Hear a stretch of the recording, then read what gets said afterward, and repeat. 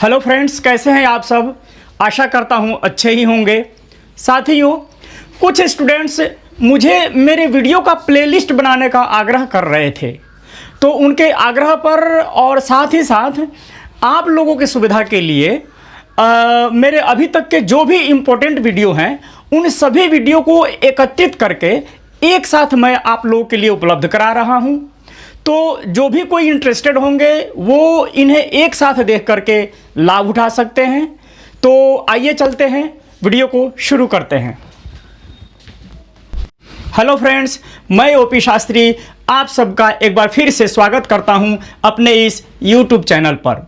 साथियों, मैं आप सबको पूर्ण विश्वास दिलाता हूं कि इस वीडियो को देखने के बाद आप खुद ब खुद मन से पढ़ने बैठ जाओगे, क्योंकि मैं कुछ ऐसी बातें बताने जा रहा हूं जिसको यदि आपने फॉलो कर लिया, इसका पालन कर लिया, अपने व्यवहार में इसे उतार लिया, तो फिर पढ़ाई तो क्या, आप किसी कार्य को मन लगाकर कर सकते हो, किसी भी आदत को अपने जीवन का अंग बना सकते हो जिसे अभी तक आप कॉन्फिडेंटली नहीं कर पा रहे थे।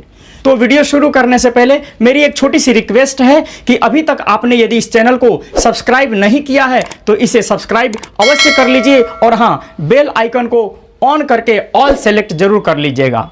देखिए, जीवन में किसी भी कार्य को शुरू करने से पहले आप सबसे पहले अपने से एक प्रश्न पूछे।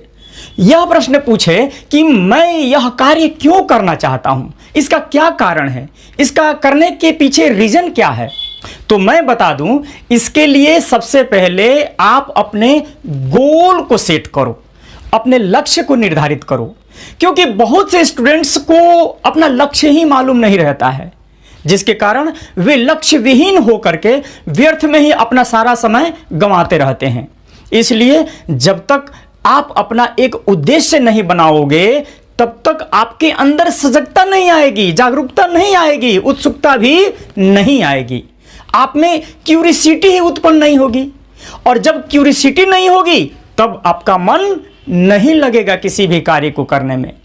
इसलिए सर्वप्रथम आप अपना एक लक्ष्य निर्धारित करें, क्योंकि लक्ष्य विहीन जो व्यक्ति होता है उसका जीवन निरर्थक हो जाता है। तो ध्यान दीजिएगा कि यदि आप स्टूडेंट हैं तो आपका अभी जो सर्वप्रथम उद्देश्य होना चाहिए वह होना चाहिए स्टडी करना। जी हां, पढ़ाई करना। जब आप इस चीज को समझ जाओगे तो बिना किसी के कहे ही आप स्वतः अपने आप ही सजग हो करके खुद बुक लेकर के पढ़ने बैठ जाओगे। लेकिन एक चीज पर विशेष ध्यान देना पड़ेगा कि आप अपने लक्ष्य को निर्धारित करते समय एकदम से बहुत बड़ा गोल सेट बिल्कुल ना करो। ऐसा करने से आप खुद भी परेशान हो सकते हो। इसलिए सबसे पहले छोटे छोटे गोल सेट करो और उन्हें समयानुसार धीरे धीरे प्राप्त करते हुए अपने आप को इंप्रूव करके एक बड़े लक्ष्य की ओर बढ़ो। तो सर्वप्रथम अपने सबसे छोटे लक्ष्य को, अपने पढ़ाई को अपनी एक आदत बनाओ, अपने हैबिट बना लो, क्योंकि हैबिट से मुश्किल काम भी आसान हो जाते हैं, सर्वसुलभ बन जाते हैं। देखिए, किसी भी चीज को आप यदि अपना हैबिट बनाना चाहते हो और वह स्टार्टिंग में रुचिकर नहीं लगता है तो उसके लिए आप सबसे पहले क्या करें कि उसे करने की कोशिश करो, क्योंकि कोशिश करने से ही कामयाबी हासिल होती है। जैसे पढ़ने की हैबिट बनाने के लिए एकदम से शुरुआत में 2-3 घंटे ना पढ़ करके रोज कुछ एक पेज ही पढ़ना शुरू करो, जिसे हर कोई आसानी से कर सकता है, लेकिन इसे रेगुलर एवं पूरी ईमानदारी से करना है। देखिए, सीधी सी बात यह है कि शुरुआत में जब कोई बड़ा गोल दे दिया जाता है तो हमारा जो मस्तिष्क होता है उस गोल को एक्सेप्ट ही नहीं कर पाता है और उसे रिजेक्ट कर देता है। लेकिन शुरुआत में जब छोटे छोटे लक्ष्य दिया जाता है तो उसको आसानी से एक्सेप्ट कर लेता है। वैसे भी हमारे जीवन में सबसे मुश्किल होता है किसी कार्य को शुरुआत करना, स्टार्ट करना। लेकिन जब हम प्रथम बार एक स्टार्ट कर देते हैं उसके बाद तो फिर आगे का रास्ता बड़ा आसान हो जाता है। जब आप किसी कार्य को शुरू करना सीख जाते हैं तो फिर आगे आपको कोई रोक पाएगा? कोई नहीं रोक पाएगा। उसके बाद तो आप खुद अपने आप को ही इम्प्रूव करने लग जाओगे। जैसा कि आपने देखा होगा कि एक साइकिल या मोटरसाइकिल जब कोई व्यक्ति सीखता है तो वह पहली बार जब चलाने की कोशिश करता है तो उसके सामने बड़ी चुनौती होती है, एक बहुत बड़ी कठिनाई होती है।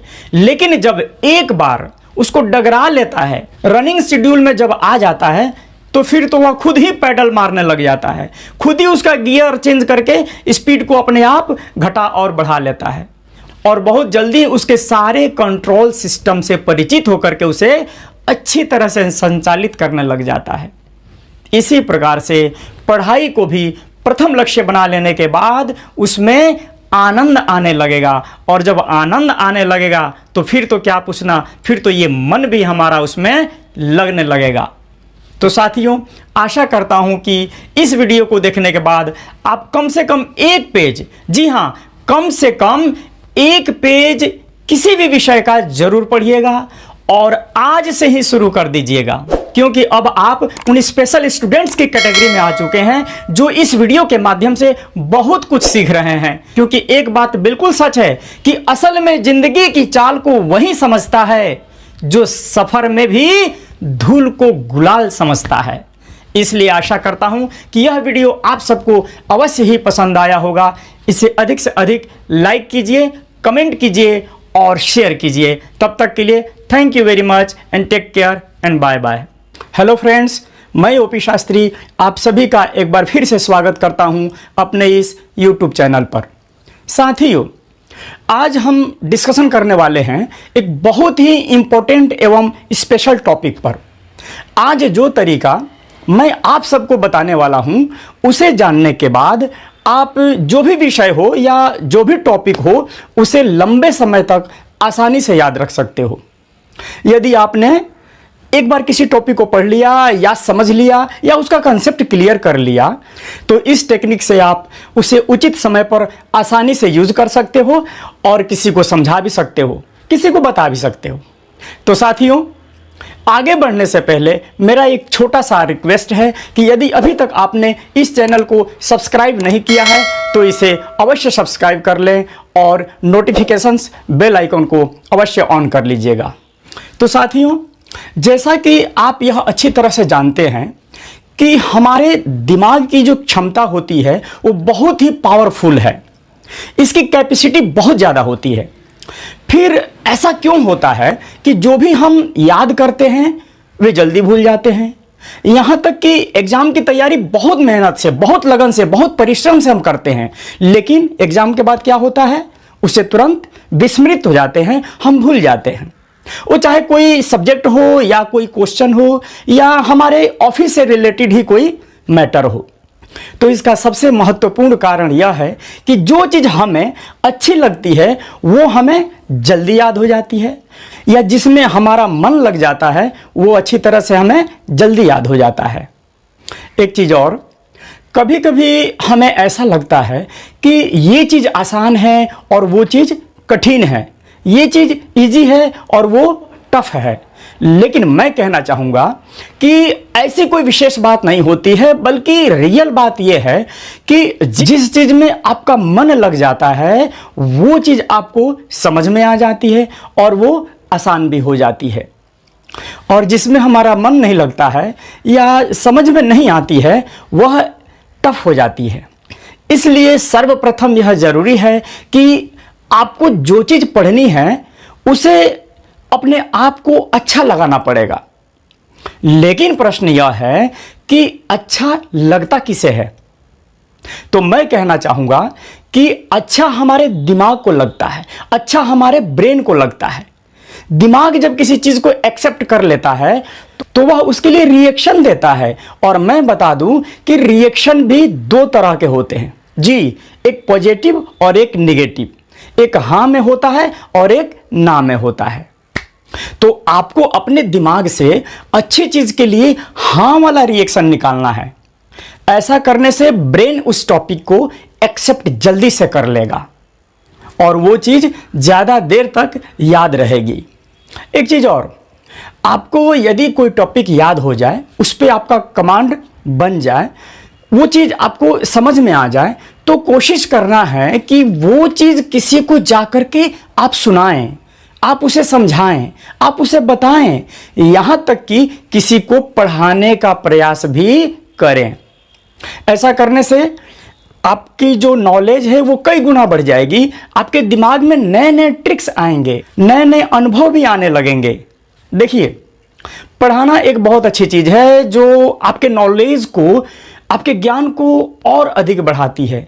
जैसे कि आपने सुना भी होगा कि ज्ञान बांटने से बढ़ता है और संचय करने से घटता भी है। सुना है ना? बिल्कुल सुना होगा।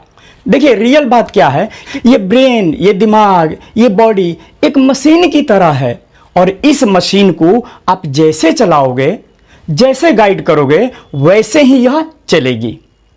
इसके अंदर आप जैसा इनपुट दोगे वैसा ही आप आउटपुट भी प्राप्त करोगे। यदि आप प्रॉपर तरीकों से इनको अप्लाई करोगे और प्रॉपर तरीकों से पढ़ाई करोगे तो यह निश्चित है कि आप प्रॉपर तरीकों से लाइफ में भी आगे ही आगे बढ़ते चले जाओगे। आप मोटिवेशन, डेडिकेशन एंड डिस्कशन, साथ में कंसंट्रेशन, ये सभी चीज़ें मिला करके अपने जीवन में अप्लाई करना, रिजल्ट आप देखना क्या आता है। आपका टारगेट पूरा होता हुआ नजर आएगा। खुद को अपने लक्ष्य के बड़े करीब, बहुत नज़दीक पाओगे। आप अपने गोल को भी अचीव कर पाओगे। तो साथियों, मेरा हमेशा यह प्रयास रहेगा कि कैसे आपको मैं एम्पावर कर सकता हूं, कैसे आप बेहतर बन सकते हैं, कैसे आपका जो करियर है, आपकी लाइफ हमेशा ग्रो करती रहे, इसके लिए मैं हमेशा प्रयास करता रहूंगा। इसलिए आशा करता हूं कि इस वीडियो से अवश्य ही आप सबका पथ प्रदर्शन हुआ होगा। तो इसे अधिक से अधिक लाइक कीजिए, कमेंट कीजिए और शेयर कीजिए। तब तक के लिए thank you very much and take care and bye bye.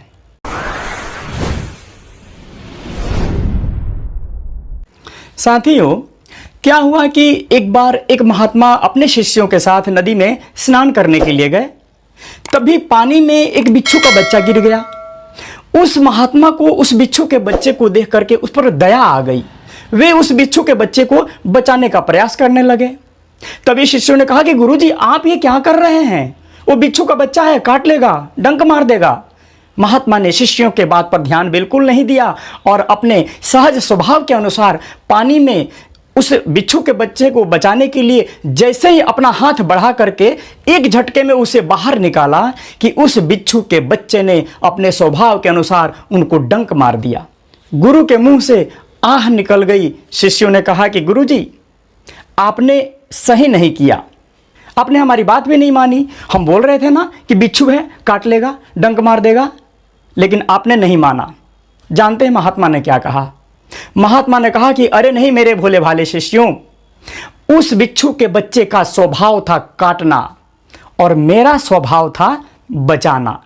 उसने अपना काम किया और मैंने अपना काम किया। कहा भी गया है, प्रकृति सिद्धम इदम ही महात्मनाम। तो साथियों, ऐसे ही रोचक तथ्यों की जानकारी के लिए इस चैनल को सब्सक्राइब करके बेल आइकन को जरूर ऑन कर लीजिएगा और वीडियो को अधिक से अधिक लाइक कीजिए, कमेंट कीजिए और शेयर कीजिएगा। तब तक के लिए thank you very much and take care and bye bye.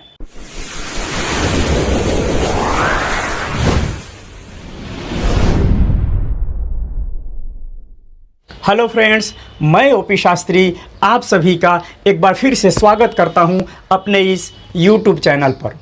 साथियों, जीवन में सफल होने के लिए हार्ड वर्क तो चाहिए ही चाहिए, लेकिन वो हार्ड वर्क भी सही डायरेक्शन में होना चाहिए, सही दिशा में होनी चाहिए।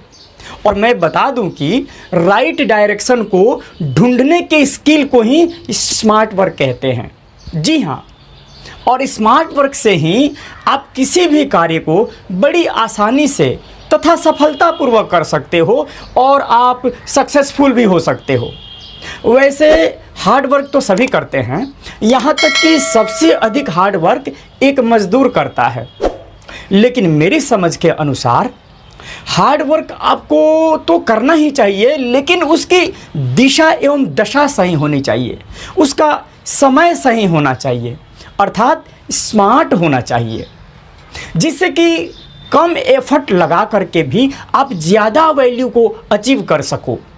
वैसे भी आप यह सभी जानते हैं कि आज दुनिया में 80% लोगों का जो पैसा होता है वो मात्र 20% लोगों के पास है, और 20% लोगों के पास शेष बचे हुए 80% लोगों का पैसा है। इसका सिर्फ और सिर्फ एक ही कारण है, और वह कारण है स्मार्ट वर्क। स्मार्ट वर्क से आप किसी भी दुष्कर कार्य को बड़ा सुकर बना सकते हैं, किसी भी कठिन कार्य को बड़ा आसान बना सकते हैं, और साथ ही साथ अपने समय, अपनी मेहनत एवं अपनी ऊर्जा को भी आप बचा सकते हो। लेकिन इसके लिए सटीक जानकारी होनी चाहिए, नहीं तो जानकारी के अभाव में क्या होगा कि आप परेशान हो सकते हो। जैसे कि मैं एक छोटे से उदाहरण के माध्यम से आप सबको समझाने का प्रयास करता हूँ।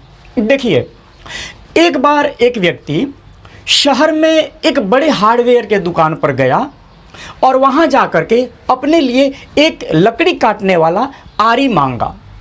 उसने कहा कि मैं अपने गांव में एक लकड़ियों का जो है मकान बनाना चाहता हूँ, और उसके लिए मुझे बहुत सारी लकड़ियाँ काटनी हैं।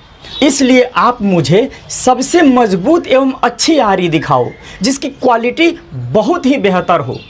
यह सुनकर के वह दुकानदार अपनी दुकान में गया और वहाँ से एक आरी ला करके उसे देते हुए कहा कि देखो भैया, मार्केट में उपलब्ध जो लेटेस्ट सबसे बेहतर जो आरी है वो यही है, क्योंकि अन्य आरियों से महीने भर में आप जितनी लकड़ियों को काट सकते हो, इस आरी से मात्र एक दिन में ही बड़ी सुविधापूर्वक काट सकते हो। और मैं इसकी पूरी गारंटी आपको देता हूँ, अगर ऐसा नहीं हुआ तो मैं आपके सारे के सारे पैसे वापस कर दूंगा। वह व्यक्ति आरी खरीद करके अपने गांव चला जाता है।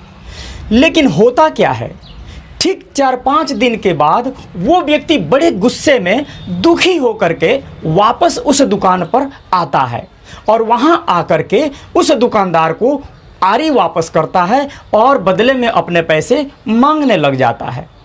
दुकानदार ने भी उसे देखा और देख करके महसूस किया कि वास्तव में वह जो व्यक्ति है काफ़ी परेशान लग रहा था।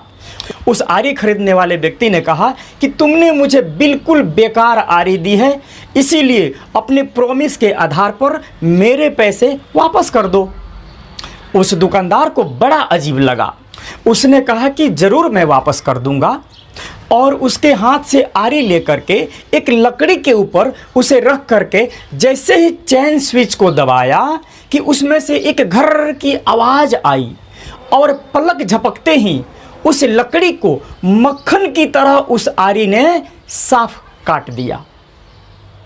उसे देख करके वह व्यक्ति आश्चर्य के साथ एक झटके में खड़ा हो गया और बोला कि ये कैसे हो गया, क्योंकि वह व्यक्ति अभी तक उस आरी को एक नॉर्मल आरी समझ रहा था, एक सामान्य आरी समझ रहा था। इसलिए हार्ड वर्क करने के बावजूद भी वह कम ही लकड़ियों को काट पाया था, जबकि वह एक स्मार्ट आरी थी जिसका वह सही से उपयोग नहीं कर पाया था। इससे यह पता चलता है कि केवल हार्ड वर्क करने मात्र से ही सफलता नहीं मिलती है, बल्कि स्मार्ट तरीके से, स्मार्ट वर्क से जल्दी सफलता को प्राप्त किया जा सकता है। अगर उस व्यक्ति को यह पता होता कि पेड़ों को, लकड़ियों को काटने का एक अलग तरीका भी होता है, जिससे कई दिन के कार्य को एक दिन में भी किया जा सकता है, तो वह व्यक्ति इतना कठोर मेहनत कभी भी नहीं करता और परेशान भी नहीं होता। तो साथियों, मैं बताना चाह रहा हूँ कि जब किसी एक मेथड से किसी कार्य में सफलता नहीं मिलती है, जबकि उस पर बहुत अधिक मेहनत किया जा रहा हो, तो क्यों न उसके जगह पर नए मेथड्स को ट्राई किया जाए, एक स्मार्ट वर्क किया जाए। क्योंकि हार्ड वर्क क्या होता है कि ना, आपसे ज़्यादा मेहनत करवाता है और आपका समय भी वो ज़्यादा लेता है। इसके ठीक अपोजिट, इसके ठीक विपरीत स्मार्ट वर्क आपसे बहुत कम मेहनत करवाता है और आपका समय भी कम लेता है। यह मुश्किल से मुश्किल कार्य को भी बड़ा आसान बना देता है, इतना आसान बना देता है कि इसकी कोई हद ही नहीं रहती है। तो साथियों, आशा करता हूँ कि यह वीडियो आपके लिए बहुत ही प्रेरणादायी सिद्ध होगा। इसलिए इसे अधिक से अधिक लाइक कीजिए, कमेंट कीजिए, शेयर कीजिए और अभी तक चैनल को सब्सक्राइब नहीं किया है तो इसे सब्सक्राइब अवश्य कर लीजिए। साथ ही साथ बेल आइकन को ऑन करना न भूलिए। तब तक के लिए thank you very much and take care and bye bye.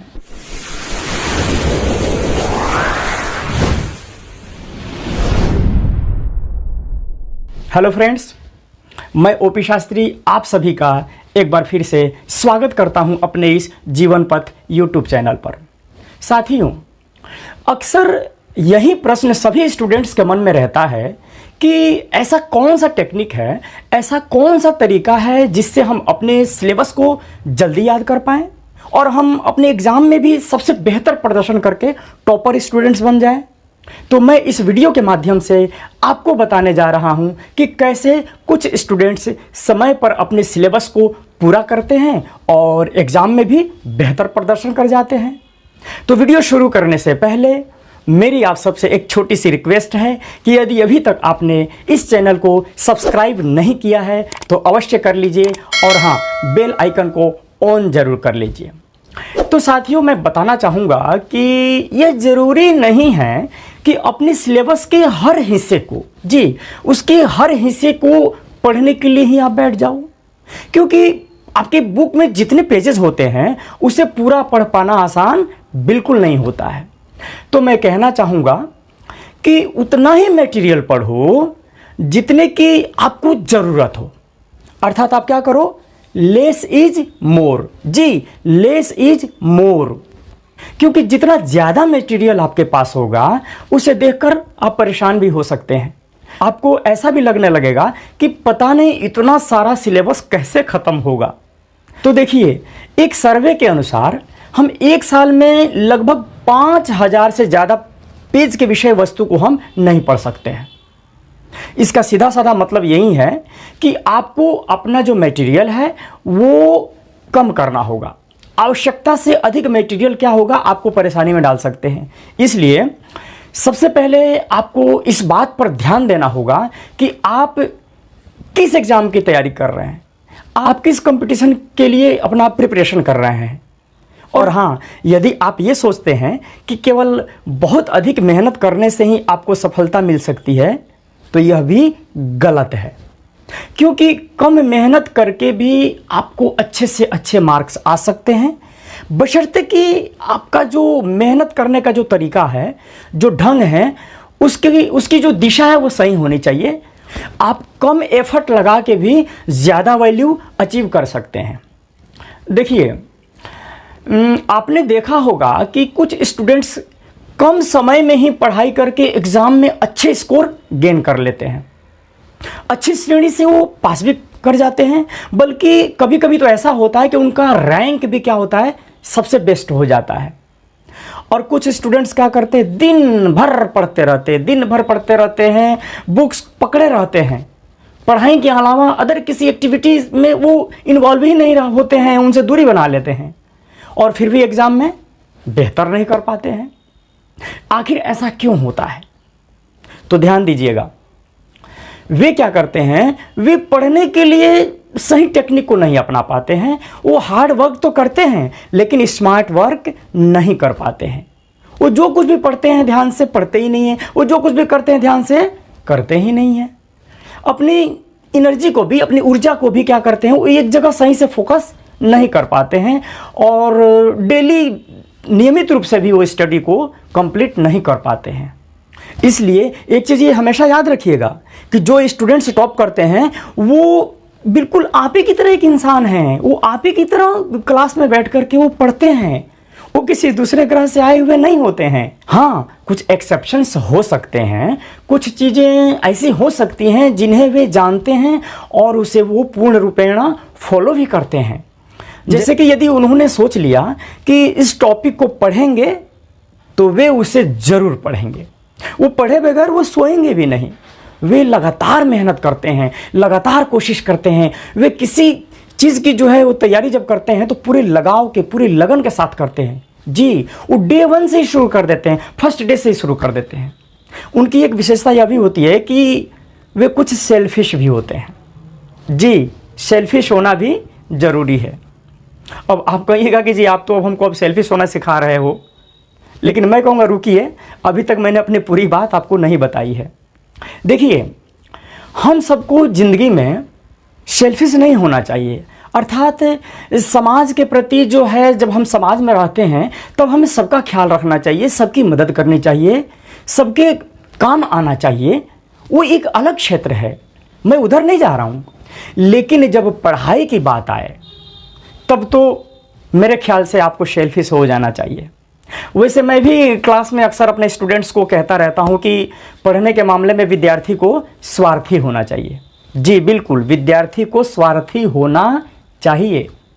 इसका मतलब ये है कि जब आपके एग्ज़ाम आने वाले हों तो उसके पहले पढ़ाई को लेकर के आप सेल्फिश हो जाओ।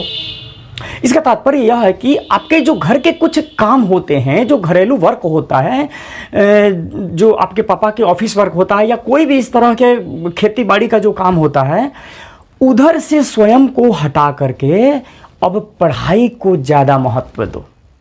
और हाँ, एक चीज़ और, एग्ज़ाम के समय में जल्दी ज़्यादा इमोशनली होने की भी ज़रूरत आपको बिल्कुल नहीं है।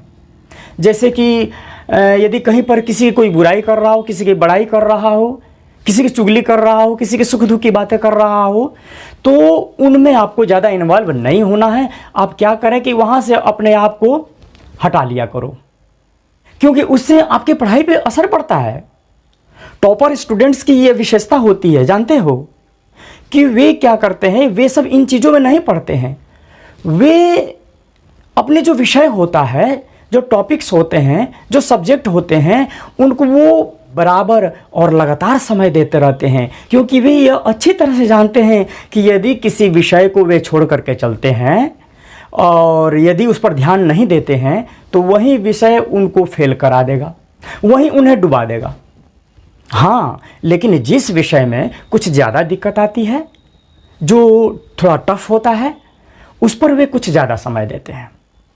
तो डियर स्टूडेंट्स, अगर आप भी इन आदतों को, आप भी इन हैबिट्स को अपने अंदर शामिल कर लेते हैं तो निश्चित रूपेण आप भी टॉपर्स के लिस्ट में आ सकते हैं, आप भी बेहतर कर सकते हैं।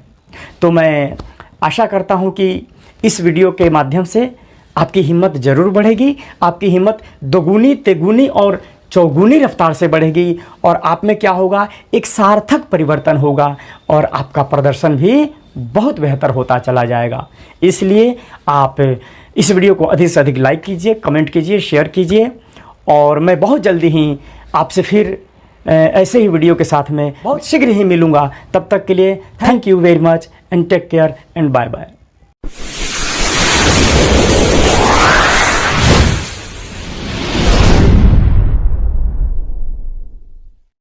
हेलो फ्रेंड्स, मैं ओपी शास्त्री आप सबका एक बार फिर से स्वागत करता हूं अपने इस जीवन पथ यूट्यूब चैनल पर। साथियों, इस वीडियो के माध्यम से मैं आपको बताने जा रहा हूं कि जल्दी याद करने के वैज्ञानिक तरीके क्या है, अर्थात scientific methods of quickly memorise. जी, लेकिन वीडियो में आगे बढ़ने से पहले अभी तक आपने मेरे इस चैनल को सब्सक्राइब नहीं किया है तो इसे सब्सक्राइब अवश्य कर लें, क्योंकि आगे आपको ऐसे ही वीडियो और भी मिलती रहेंगी। साथियों, विज्ञान हमें हमारी हर समस्या का विश्लेषण करते हुए विभिन्न तरीकों से उनका समाधान भी ढूंढने में बहुत ही सहायक होता है। तो जल्दी याद न होना भी अपने आप में एक समस्या है, और इस समस्या का समाधान भी विज्ञान के पास है। तो आइए इस वैज्ञानिक पद्धति से हम जल्दी समझने और सीखने का प्रयास करें। अक्सर हम लोग जल्दी याद करने के चक्कर में सभी चीजों को क्या करते हैं, रटना शुरू कर देते हैं, जो बिल्कुल ही सही एवं वैज्ञानिक तरीका नहीं है। जल्दी याद करने के बहुत से तरीके हो सकते हैं, लेकिन इस वीडियो के माध्यम से मैं आप लोगों को एक कामयाब एवं एक वैज्ञानिक तरीका बताने जा रहा हूं जो बहुत ही रोचक एवं आसान है। जैसे कि सर्वप्रथम आप अपने मन से यह सोच बिल्कुल बाहर निकाल दीजिए कि हर एक टॉपिक जो होता है वो रट करके ही याद किए जा सकते हैं। देखिए, सही तरीके से याद करने के लिए आप जो भी टॉपिक याद करते हैं, उस याद किए हुए टॉपिक को बिना देखे, जी बिना देखे लिखें, और तब तक लिखें जब तक कि सही एवं संतोषजनक रूप में उसे आप लिख ना पाए। तब तक यह प्रयास जारी रखें, क्योंकि एग्जाम में हमें याद की हुई विषय वस्तु ही लिखकर प्रदर्शित करना पड़ता है। पढ़ते समय हम क्या करें कि जो मुख्य पॉइंट्स हैं उन्हें मार्कर से हाइलाइटेड करते चले या अंडरलाइन उसको कर दिया करें, क्योंकि जब भी हम किसी चीज को हाईलाइट कर देते हैं तो हमारी जो नजर होती है उस पर जल्दी पड़ती है और हम उस चीज को ज्यादा समय तक याद रख पाते हैं। एक चीज और, जब आप पढ़ने के लिए बैठे तो कोई भी सब्जेक्ट हो, आर्ट्स हो, साइंस हो या लिटरेचर से संबंधित हो, पढ़ते समय आपका माइंडसेट ऐसा होना चाहिए, आपको खुद को यह समझाना है कि आप जो विषय पढ़ने जा रहे हैं, आप जो कंटेंट पढ़ने जा रहे हैं, वह आप जस्ट किसी को समझाने के लिए पढ़ने जा रहे हैं। वह कोई भी हो सकता है, आपका मित्र, आपका भाई, आपका दोस्त या आपका क्लासमेट, वो कोई भी हो सकता है जिसे उस प्रश्न के विषय में ठीक से पता नहीं है और आप उसको ये समझाना चाहते हैं। तो यदि आप माइंड सेट ऐसा बना लेते हैं कि आप उसे किसी को समझाने के लिए पढ़ रहे हैं, तो बहुत ही जल्दी क्या होगा, आपका जो दिमाग है उस टॉपिक को, उस मैटर को कैच कर लेगा। इसके अलावा आप अपनी जो समझ है एवं जो अपने ज्ञान है उसको आप बढ़ाने के लिए पढ़िए।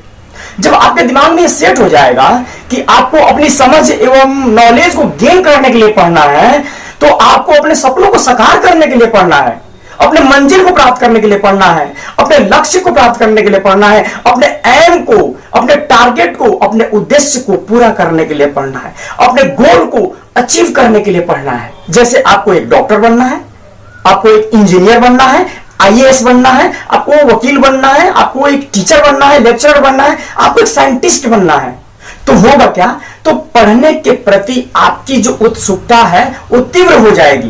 पढ़ाई के प्रति आपकी चाहत, आपकी जो ललक है वो तेज हो जाएगी और पढ़ने में आपको मजा आने लगेगा, आनंद आने लगेगा। आप किसी भी विषय को जल्दी से समझ करके याद कर लेंगे, क्योंकि जानते हैं सफलता एक दिन में कभी नहीं मिलती है और यदि ठान लो तो एक दिन जरूर मिलती है।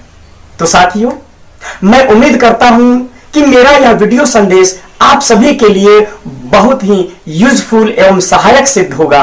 इसलिए इस वीडियो को अधिक से अधिक लाइक कीजिए, कमेंट कीजिए और शेयर कीजिए। तब तक के लिए thank you very much and take care and bye bye.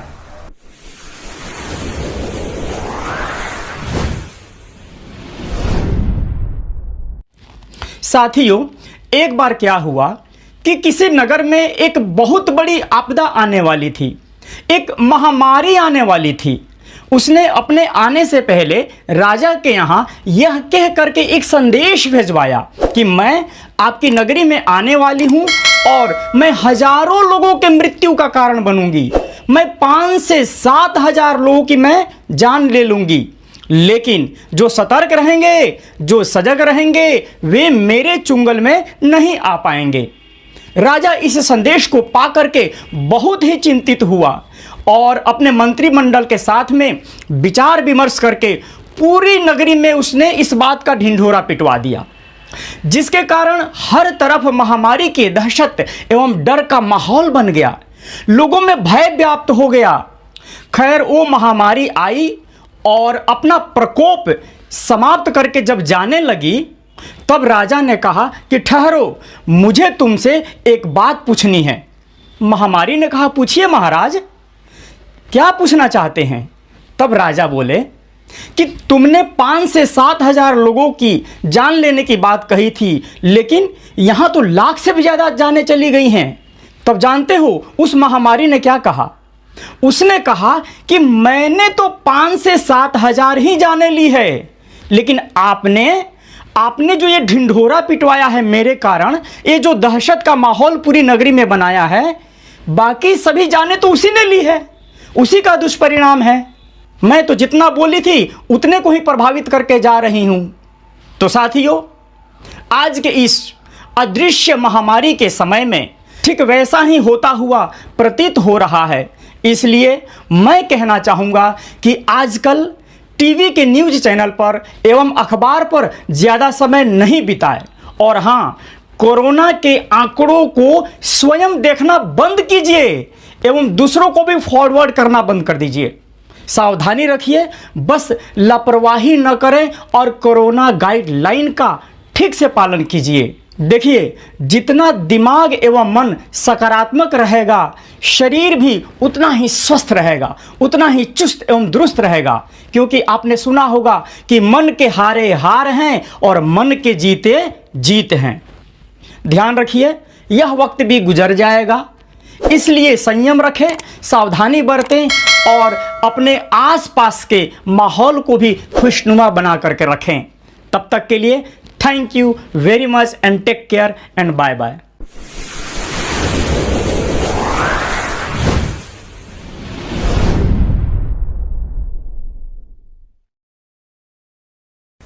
Hello friends, मैं ओपी शास्त्री आप सभी का स्वागत करता हूं एक बार फिर से अपने इस जीवन पथ यूट्यूब चैनल पर। साथियों, वैसे सभी स्टूडेंट्स इस बात पर विशेष रूप से ध्यान देंगे जिन्होंने बिहार विद्यालय परीक्षा समिति बोर्ड पटना द्वारा आयोजित मैट्रिक की परीक्षा में दिनांक 19 फरवरी 2021 को प्रथम पाली के एग्जाम में अर्थात सामाजिक विज्ञान की परीक्षा में शामिल हुए थे। क्योंकि उस दिन की परीक्षा पेपर लीक हो जाने के कारण रद्द कर दी गई थी और उस परीक्षा में शामिल बहुत से छात्र बार बार आज फोन करके यह पूछ रहे हैं कि क्या परीक्षा फिर से होगी और यदि होगी तो पुनः क्या एडमिट कार्ड दोबारा मिलेगा। तो मैं उन सभी छात्र छात्राओं को यह आश्वस्त कर देना चाहता हूं कि बिहार विद्यालय परीक्षा समिति बोर्ड पटना ने अपने विज्ञापन के माध्यम से जो स्पष्ट कर दिया है वही इस वीडियो के माध्यम से मैं आपको बताने जा रहा हूं। तो मैं आप सबसे यही आग्रह करूंगा कि इस वीडियो को अंत तक जरूर देखिएगा और जो भी स्टूडेंट यदि हमारे साथ पहली बार इस चैनल पर जुड़े हों और अभी तक इस चैनल को सब्सक्राइब नहीं किए हो तो इसे अवश्य सब्सक्राइब करके बेल आइकन को अवश्य दबा दीजिएगा, जिससे कि इस चैनल पर जारी होने वाले जो भी वीडियो है उसका नोटिफिकेशंस आपको सबसे पहले मिल जाएगा। तो माय डियर स्टूडेंट्स, सर्वप्रथम मैं आपको स्पष्ट कर दूं कि बिहार बोर्ड ने एकदम साफ साफ कह दिया है कि यदि आप 8 मार्च को पुनः होने वाले सामाजिक विज्ञान के पेपर में शामिल नहीं होते हैं तो आपको अनुत्तीर्ण घोषित कर दिया जाएगा। यानी कि वे स्टूडेंट जो 19 फरवरी 2021 के प्रथम पाली के एग्जाम में शामिल हुए थे उन्हें हर हाल में यह परीक्षा देनी होगी। अर्थात उस दिन कोई भी आपके पास कार्य हो, कितना भी इंपॉर्टेंट कार्य हो, उसको छोड़ करके इस परीक्षा के लिए आप अवश्य चले जाइएगा। और मैं बता दूं कि इस परीक्षा के लिए न तो आपका परीक्षा सेंटर बदला है और न ही आपको नया एडमिट कार्ड मिलेगा। अर्थात अपने पहले वाले एडमिट कार्ड को लेकर के आप 8 मार्च दिन सोमवार सुबह 9:30 बजे प्रथम पाली के एग्जाम में अपनी परीक्षा पुनः दीजिएगा। तो मैं उम्मीद करता हूं कि बोर्ड द्वारा जारी ये जानकारी आप सभी को समझ में आ गई होगी और आप सभी की शंकाएं दूर भी हो गई होंगी। तो मैं आप सबसे यह भी आशा करता हूं कि इस चैनल पर एग्जाम में सफलता पाने से संबंधित अन्य वीडियो को भी आप सब अवश्य देखिएगा और एक सफल परीक्षार्थी के रूप में अपने रिजल्ट को बेहतर बनाते हुए अपने जीवन के लक्ष्य को भी अवश्य प्राप्त कीजिएगा। बोर्ड की यह जानकारी से संबंधित इस वीडियो को अधिक से अधिक आप लाइक, कमेंट और शेयर कीजिएगा और मैं फिर आप सबसे एग्जाम से संबंधित कुछ नई बातों को लेकर के, कुछ इंपॉर्टेंट बातों को लेकर के अपनी अगली वीडियो में शीघ्र ही मिलूंगा। तब तक के लिए thank you very much and take care and bye bye.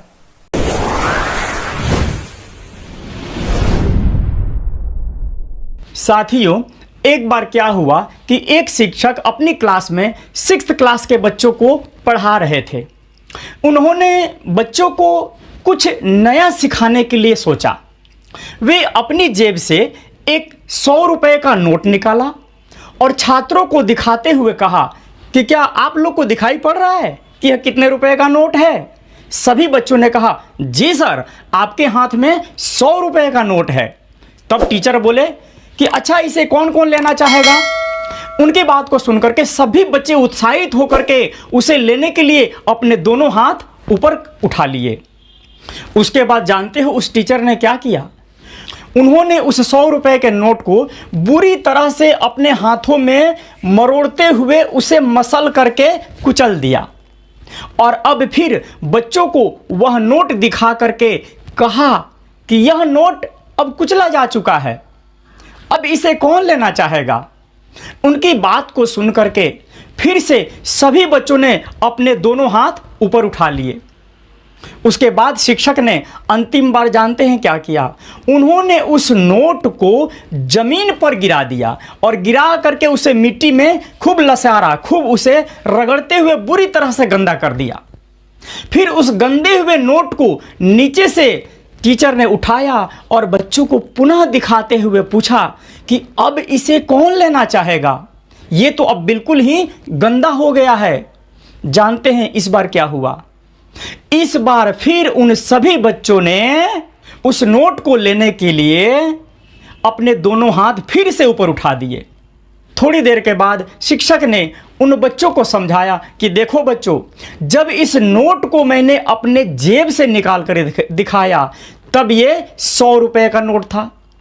फिर जब मैंने अपने हाथ से उसे कुचल दिया, रगड़ दिया, मरोड़ करके आप लोगों को दिखाया, तब भी इसकी कीमत कितनी थी? 100 रुपये ही थी। और अब जब अंत में मैंने उसे मिट्टी में मिला करके गंदा कर दिया, उसे मैला कर दिया, फिर भी इसकी कीमत कितनी थी? 100 रुपये ही रही। ठीक वैसे ही आप सभी की भी कीमत है। इंसान की जो काबिलियत है उसे हमेशा जीवन में बनाए रखना चाहिए, चाहे वो कैसे भी आपत्ति हो, कैसा भी विपत्ति हो, चाहे कितनी बड़ी से बड़ी मुसीबत की धूल आपके ऊपर गिरे, लेकिन आपको अपनी कीमत नहीं गंवानी चाहिए। आपको अपनी क्वालिटी को बरकरार रखना चाहिए, क्योंकि यह जीवन बहुत ही अनमोल है, अनोखा है एवं सुंदर है। इसलिए साथियों, मैं आशा करता हूं कि यह वीडियो संदेश आप सबको अवश्य पसंद आया होगा। इसलिए इसे अधिक से अधिक लाइक कीजिए, कमेंट कीजिए और शेयर कीजिए। तब तक के लिए thank you very much and take care and bye bye.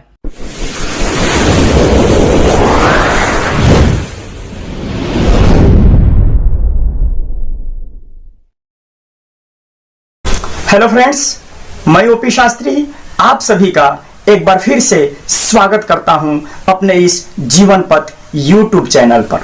साथियों, यह वीडियो संदेश आप सभी के लिए बहुत ही महत्वपूर्ण होने जा रहा है, क्योंकि बहुत से स्टूडेंट्स की अक्सर यह शिकायत रहती है कि जब भी वे कभी पढ़ने के लिए जाते हैं या कुछ देर तक पढ़ाई करते हैं तो उन्हें आलस से सताने लग जाता है, उन्हें जो है नींद आने लग जाती है।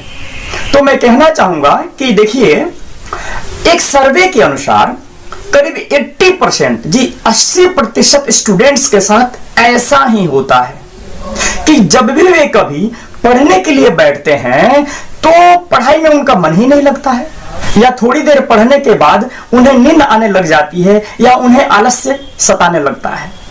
क्या आपने सोचा है ऐसा क्यों होता है? तो माय डियर फ्रेंड्स, आपको मैं बता दूं कि उसका सबसे एक महत्वपूर्ण जो रीजन है, जो सबसे महत्वपूर्ण इंपॉर्टेंट जो कारण है, वह यह है कि पढ़ने के लिए आप अपने दिमाग को तैयार ही नहीं कर पाते हो। जी, जानते हैं क्यों? क्योंकि आज जो है ना, हमारा जो ये दिमाग है ये हमेशा मनोरंजन के लिए एवं एंजॉयमेंट के लिए हमेशा रेडी रहता है। इसलिए क्या होता है कि गेम खेलने में या मूवी देखने में हमें क्या होता है कि जल्दी नींद नहीं आती है। तो आप क्या कीजिए कि पढ़ाई में ही उसको अच्छे से मन लगाने के लिए आप एंजॉयमेंट को ढूंढिए, आनंद को ढूंढिए, उत्साह को ढूंढिए, अपने मन को पुरस्कार दीजिए, उस पल को याद कीजिए, उस क्षण को याद कीजिए कि जब आपके बहुत अच्छे रिजल्ट्स आएंगे तो आपके साथी मित्र, आपके परिवार के जो पेरेंट्स जो हैं वो आपके प्रति क्या रिएक्शन उनका होगा, कितना उल्लास का, कितना आनंद का वातावरण हो जाएगा। उसको जब आप याद करेंगे तो उसी पुरस्कार के आधार पर जो है आपका जो है उसमें मन लगने लगेगा। एक चीज और मैं बता दूं, आपको अपना जो है वातावरण भी एडजस्टमेंट उसके साथ करना पड़ेगा, अनुकूल बनाना पड़ेगा। आप कोशिश करें कि जो आप पढ़ाई करते हैं तो पढ़ने के लिए जगह को आप एकांत जगह का स्थान का चयन करें, शांत कमरे में बैठ करके पढ़ें। पढ़ते समय उसमें कमरे में आप क्या करें कि टीवी से दूरी बनाकर रखें, और हाँ, मोबाइल को पास में नहीं रहने दें, उससे भी दूरी बना करके रखें। और पढ़ते पढ़ते क्या होता है कि कभी यदि आपको थकावट हो जाए, कभी इस तरह की बात हो जाए, तो रेस्ट करने के लिए जब भी आप अपने रूम से बाहर निकले तो भी मोबाइल पर समय ना बिताएं। जानते हैं क्यों?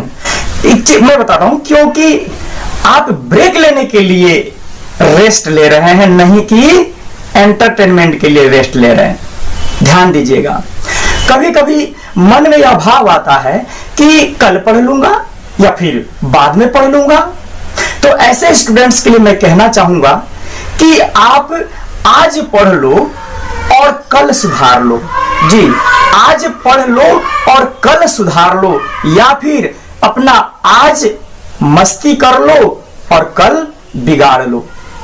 और हाँ, पढ़ते समय आप जो है बाहरी थॉट्स जो हैं उसको बिल्कुल नहीं आने दीजिए। आप जो भी कुछ पढ़ रहे हैं आपका ध्यान उसी पे होना चाहिए। आप कई बार पढ़ते समय मन में भावना आ जाती है कि किसी पार्टी में जाना है, किसी बर्थडे में जाना है, या कोई खेल खेलने के लिए जाना है, कोई मूवी देखने जाना है। इन सारे थॉट्स को उस समय नहीं आने दीजिए। और एक चीज और, इन सभी के लिए आप अपना जो खान पान जो है वो सही और संतुलित रखिए, क्योंकि हमारे यहाँ कहा गया है कि जैसा खाएं अन्न वैसा होए मन। जी साथियों, इसके साथ साथ आपको अपना आचार विचार, आहार विहार, अपनी दिनचर्या, ये सब चीज भी नियमित रखना पड़ेगा, इनको भी संयमित रखना पड़ेगा। इन चीजों को आप अपने जीवन में उतारने का कोशिश कीजिए, अच्छी अच्छी बातों को में शामिल कीजिए। ऐसा करने से जानते हैं क्या होगा, आपको मजा आने लगेगा। और जब मजा आने लगेगा तो डेफिनेटली मैं कहता हूं कि आपका जो मन है ना वो पढ़ाई में भी लगने लग जाएगा। तो साथियों, ध्यान रखना कि सफलता जो होती है ना वो एक दिन में कभी भी नहीं मिलती है। जी, सफलता एक दिन में कभी भी नहीं मिलती है, लेकिन यदि ठान लीजिएगा तो एक दिन जरूर मिल जाती है। तो साथियों, इस वीडियो संदेश से आपको बहुत सी प्रेरणाएं अवश्य मिली होंगी, इसलिए आप इस वीडियो को अधिक से अधिक शेयर कीजिए, लाइक कीजिए, कमेंट कीजिए। और हाँ, यदि अभी तक चैनल को सब्सक्राइब नहीं किया है तो इस चैनल को सब्सक्राइब अवश्य कर लीजिए। तब तक के लिए thank you very much and take care and bye bye.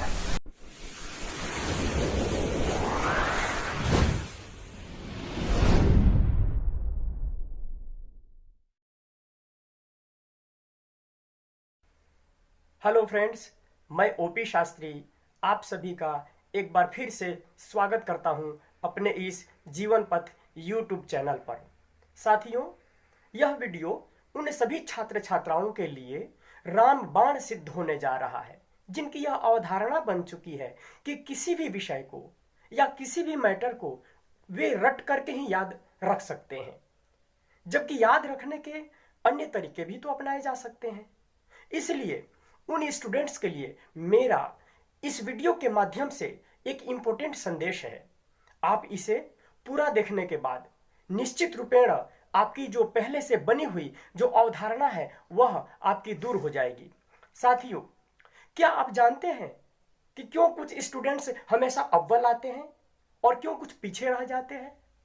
क्यों कुछ हमेशा टॉपर आते हैं और कुछ एवरेज रह जाते हैं? यदि नहीं जानते हैं तो मैं बताता हूं, इसका सिर्फ और सिर्फ इसका एक मुख्य कारण यही है कि कुछ प्रभावशाली तरीके और स्मार्ट टेक्निक्स है। जी हां, ये दोनों ऐसे हथियार हैं जिनको अपना करके हर स्टूडेंट्स अपने कठिन से कठिन विषय को बहुत आसान बना सकता है, अपने दुष्कर से दुष्कर कार्य को सुकर बना सकता है। मैं आपको बता दूं, यदि आप किसी भी बोर्ड की परीक्षाओं की तैयारी कर रहे हैं, चाहे वो स्टेट लेवल की परीक्षा हो या सीबीएसई बोर्ड की परीक्षा हो या किसी कंपटीशन की आप तैयारी कर रहे हो, तो यह वीडियो आपके लिए अवश्य ही पथ प्रदर्शक होने जा रहा है। जैसा कि इसका टाइटल ही है कि रटना छोड़िए और अब स्मार्ट तरीकों से याद रखिए। जी, हमारे यहाँ एक कहावत भी है कि रटंती विद्या फलंती नाही, अर्थात रटी रटाई गई जो विद्या है वो सर्वत्र और सर्वदा कभी भी फलीभूत नहीं होती है। साथियों, पहले का जो पाठ्यक्रम होता था वो बड़ा सीमित होता था, छोटा होता था, इसीलिए उसको अधिकतर स्टूडेंट्स क्या करते थे, रट करके अपनी तैयारी कर लेते थे। लेकिन आज का जो वर्तमान समय का जो पाठ्यक्रम है वो बहुत विस्तृत है, फैला हुआ है, अत्यंत व्यापक है। आज का जो करिकुलम है उसका रूप बृहद बन चुका है। इसलिए यदि आप उसको रट करके चाहेंगे कि अपनी सफलता को प्राप्त कर लें तो यह बहुत ही मुश्किल एवं दुष्कर कार्य है। इसीलिए आइए मैं आपको कुछ स्मार्ट लर्निंग टेक्निक्स, कुछ प्रभावशाली ऐसे तरीके बताने जा रहा हूं जो आपको 100% सफलता प्रदान करने में आपकी पूर्ण रूपेण सहायता करेंगे। देखिए, सबसे पहले जब आप किसी भी चैप्टर को पहली बार पढ़ें तो पूरे चैप्टर को पढ़ते समय जो लाइन या जो कोटेशंस आपको इंपोर्टेंट लगे उसे क्या करें, उसे मार्कर से चिन्हित करते चलें। और चैप्टर समाप्ति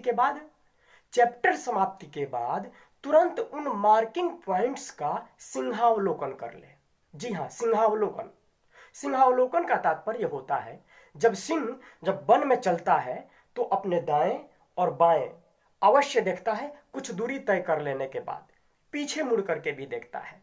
उसी तरह से जब आप अपने चैप्टर को पढ़ लें तो एक बार पुनरावृत्ति अर्थात सिंहावलोकन अवश्य करें। ऐसा करने से क्या होगा, ऐसा करने से वह विषय वस्तु, वह चीज आपको देर तक याद रहती है। और जब आप उस विषय को कभी जब दोबारा पढ़ोगे तो आपका जो दिमाग है, आपका जो चिंतन है, वो पहले पढ़े गए मैटर के साथ अपने आप को कोरिलेट करेगा, उसके साथ सह संबंध बनाएगा और इस तरह से विषय क्या होगा, इस तरह से बहुत ही आसान हो जाएगा। एक मैं आपको एग्जांपल देता हूं। जैसे कि मान लीजिए आप प्रथम बार किसी नई जगह पर यात्रा के लिए निकलते हैं, तो जब आप यात्रा में चल रहे होते हैं तो आपको मंजिल तक पहुंचने में वह रास्ता बहुत बड़ा दिखाई देता है और आपको मंजिल भी बहुत दूर महसूस होती है। लेकिन जब आप उस रास्ते पर बार बार आना जाना शुरू कर देते हैं, जब आपका आवागमन बढ़ जाता है, तब वही रास्ता आपको छोटा और वही मंजिल आपको नजदीक लगने लगती है।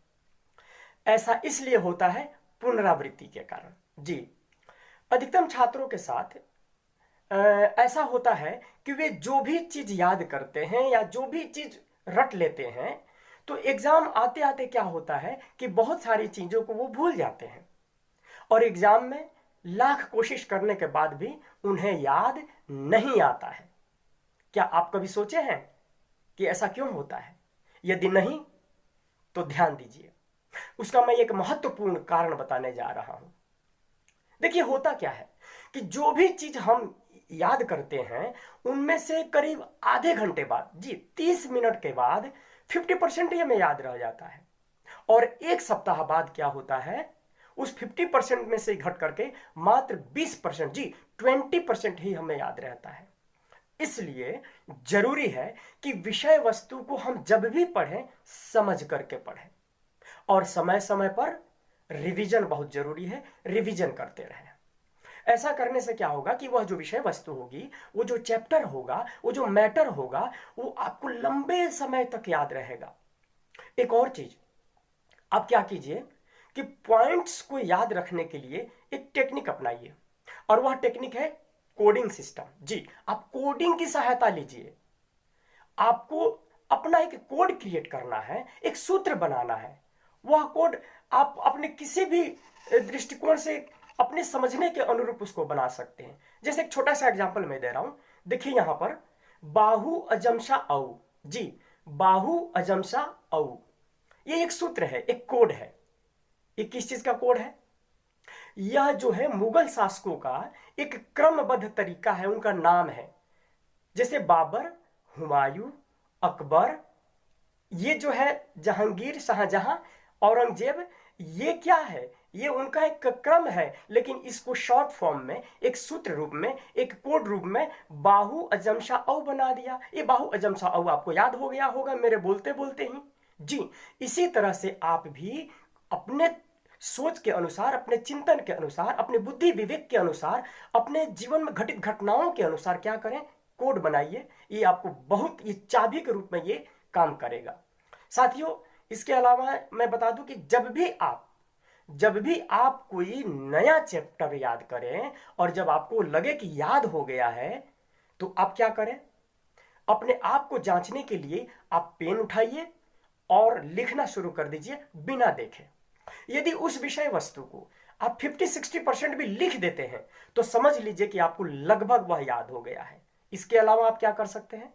इसके अलावा उस याद की गई विषय वस्तु को आप अपने मित्रों को सुनाइए, उन्हें समझाइए, और यदि कहीं भूल जाते हैं, उनमें चर्चा करते समय कुछ मिस कर जाते हैं, तो उसको घर पर आकर के पुनः अपने नोट्स को, अपने बुक्स को ओपन कीजिए और उस चीज को फिर से ध्यान से, गहराई से समझ लीजिए, याद कर लीजिए। एक चीज और, आप हर चीज को रटने की अपेक्षा समझ कर पढ़ें। जी, विजुअलाइज करके पढ़ें। क्यों? क्योंकि देखा हुआ जो चीज है वो बहुत लंबे समय तक याद रहता है। आप पिक्चराइज कर ले उसको। कुछ चीजें ऐसी होती हैं जिन्हें पढ़ने के बाद स्टोरी में कन्वर्ट कर लिया करें, वो चीज आपको लंबे समय तक और बहुत देर तक याद रहेगी। एक चीज और, कि किसी भी जब विषय वस्तु को आप जब पढ़ते हैं तो उसमें से यदि आप सही सही इंपॉर्टेंट कंटेंट को यदि पढ़ते समय समझ करके याद कर लिया, तो मैं बता दूं कि बाकी के जो 65 से 60% जो है बचा हुआ, उसका वो भी जो है रिजल्ट उसका उसी से कवर हो जाएगा, उसी से पूरा हो जाएगा।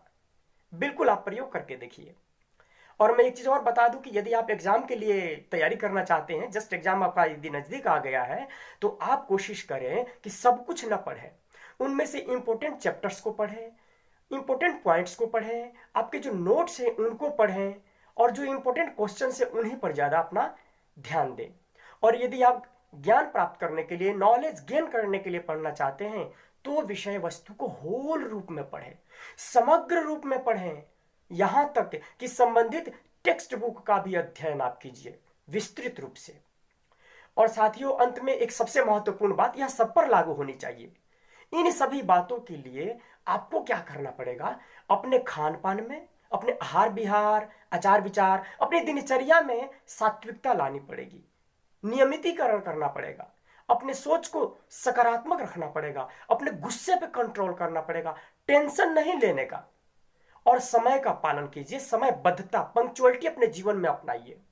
मैं आपको बता दूं, अपने अंदर हमेशा यह भाव रखें कि मेरे अंदर, आपके अंदर जो भी दुर्गुण, दुर्व्यसन या बुरी चीजें हैं वह हमेशा के लिए आपसे दूर हो जाए, और जो अच्छी अच्छी चीजें हैं वो हमेशा के लिए, अच्छे गुण कर्म स्वभाव हैं वो आपको प्राप्त हो जाए। यह भाव अपने सोच में हमेशा रखिए।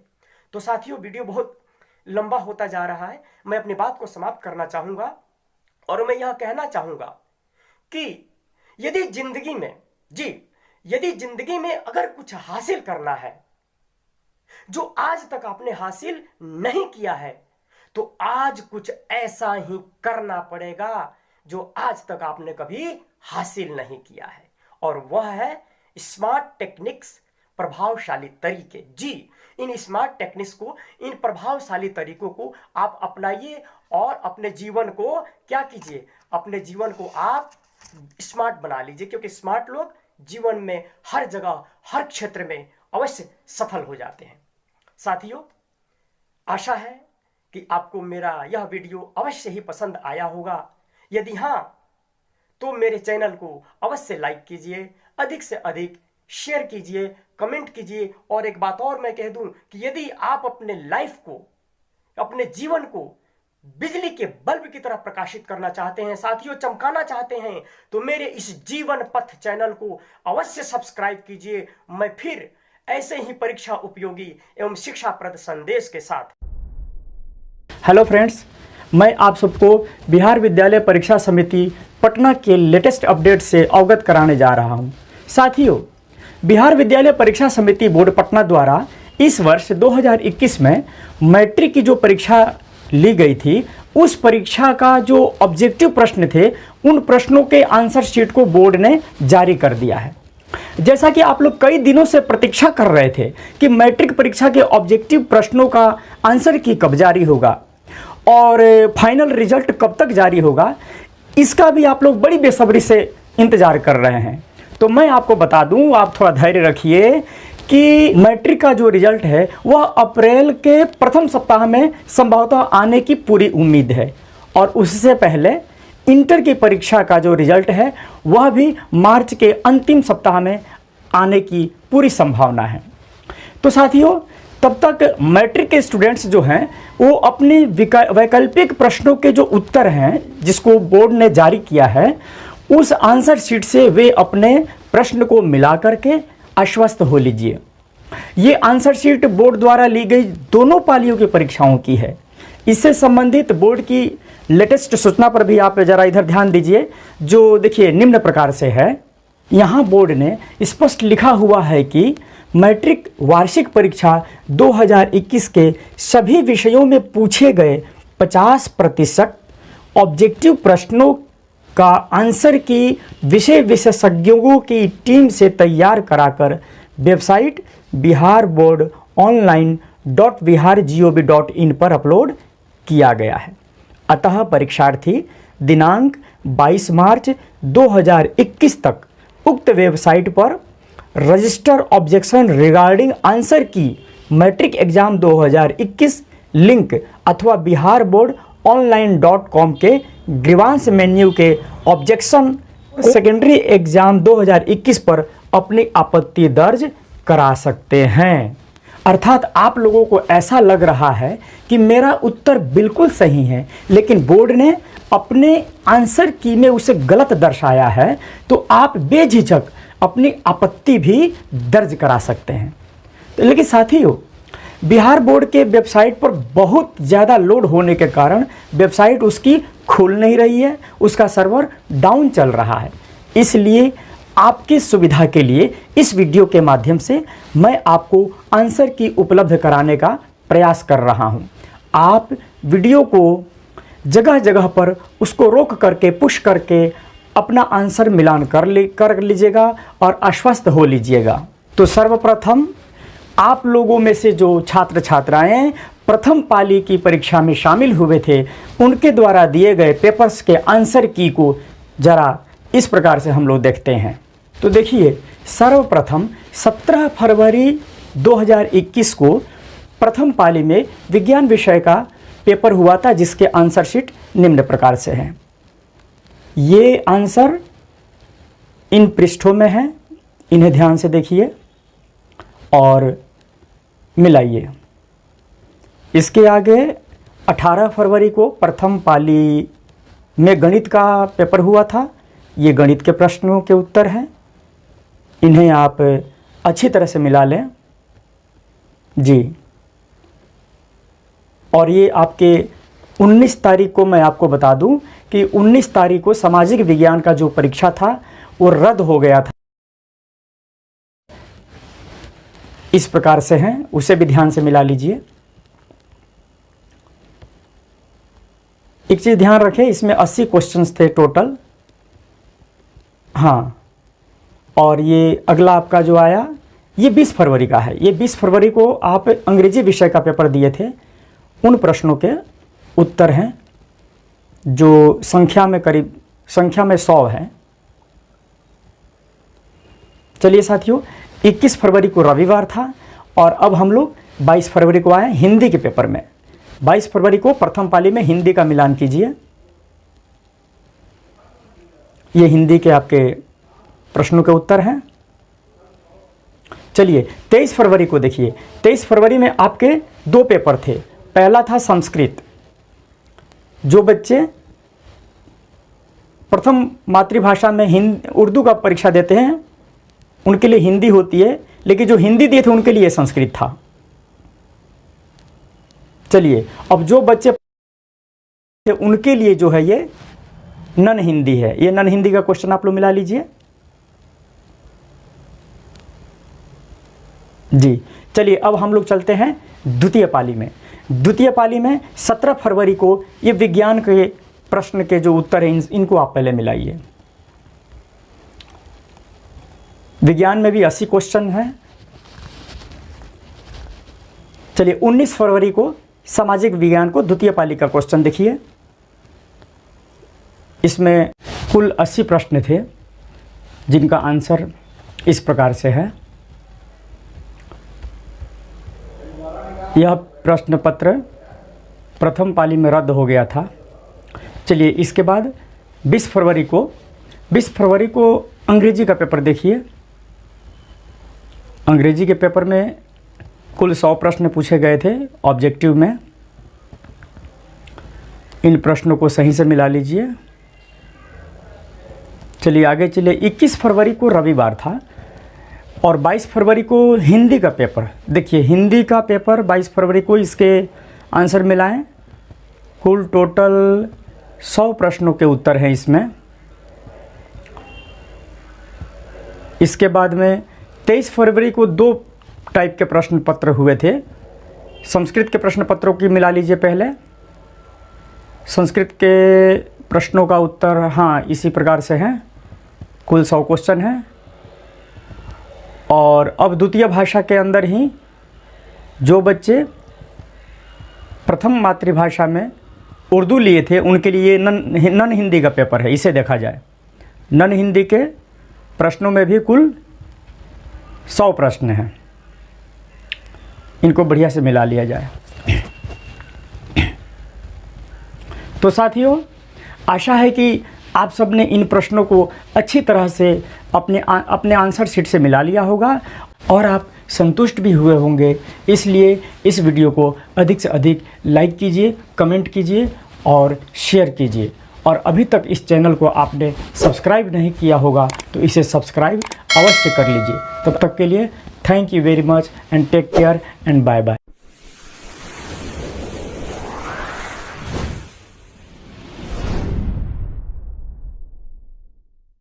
हेलो फ्रेंड्स, मैं ओपी शास्त्री आप सभी का एक बार फिर से स्वागत करता हूं अपने इस जीवन पथ यूट्यूब चैनल पर। साथियों, जब एग्जामिनेशन हॉल में बैठते हैं तो एक अजीब तरह का हमारे दिमाग में क्या होता है कि प्रश्न आने लगता है कि प्रश्न पत्र कैसा होगा, उसमें सवाल कैसे होंगे, मैं सभी प्रश्नों को सॉल्व कर पाऊंगा या नहीं, इत्यादि इत्यादि। क्यों? क्योंकि आपने पूरे साल किए हैं मस्ती और अब लिखना पड़ेगा जबरदस्ती। तो अभी इस वीडियो के माध्यम से उन सभी स्टूडेंट्स के लिए एक जबरदस्त और अनूठा टिप्स मिलने वाला है जो आपको एग्जामिनेशन हॉल में प्रश्नों को सॉल्व करने में, अपने स्कोर को बेस्ट करने में आपको 100% हेल्प करेगी जी। इसीलिए इस वीडियो को आप लास्ट तक अवश्य देखें।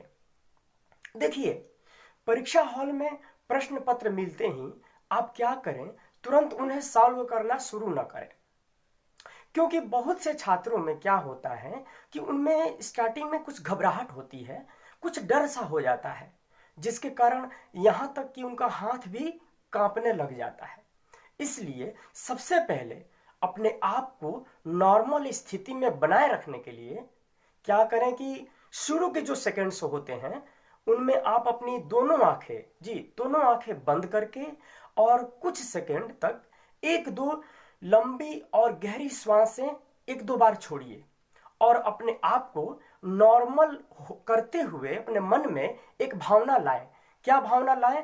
अपने मन में एक भावना लाएं कि yes I can do it, yes I can do it.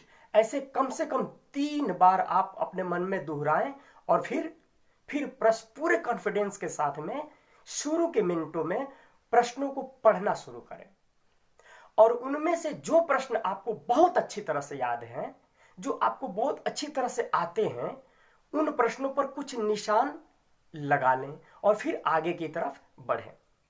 यदि मान लें कि आपको 30 प्रश्न में से 25 प्रश्न ही आते हैं और 5 नहीं ठीक से आते हैं, तो आप क्या करें कि सबसे पहले उन 25 प्रश्नों को सॉल्व करें और उत्तर लिखते समय उन पर अपना ध्यान केंद्रित करें। और सेकेंड राउंड में इन 25 प्रश्नों को करने के बाद सेकेंड राउंड में उन 5 प्रश्नों को सॉल्व करने का प्रयास करें। उन 5 के कारण ये आपके 25 डिस्टर्ब नहीं होने चाहिए। जी, एक बात और ध्यान रखने वाली एक बात यह है कि जो भी प्रश्न आपको ठीक से नहीं आता है उन्हें आप छोड़ेंगे बिल्कुल भी नहीं। जी, बहुत से स्टूडेंट से गलती करते हैं, उन्हें भी उन प्रश्नों को क्या करें, अपने अनुभव, अपने समझ, अपने विवेक और प्रसंग के अनुसार उसको सॉल्व करने का प्रयास करना है। जो संभवतः एग्जैक्ट आंसर तो नहीं होगा लेकिन रिलेटेड जरूर होगा।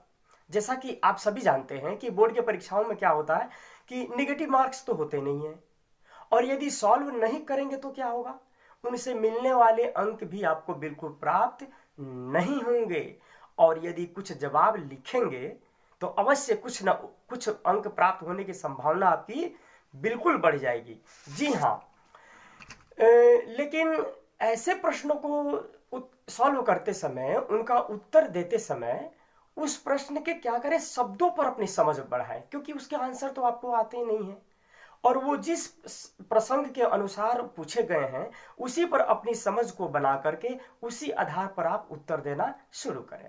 ऐसा करने से यह भी हो सकता है कि आपने उसका सटीक आंसर ही लिख दिया हो जो बिल्कुल सही हो, ऐसा हो सकता है। एक चीज और, जो ऑब्जेक्टिव क्वेश्चंस होते हैं, जो एमसीक्यू टाइप के क्वेश्चंस होते हैं, मल्टी लेवल चॉइस क्वेश्चन जो होते हैं, उन प्रश्नों में क्या करें कि जिनके आंसर बिल्कुल भी नहीं आते हैं उनको भी बिल्कुल ना छोड़ें। उनके लिए आप क्या करें कि एक तुक्का लगाइए।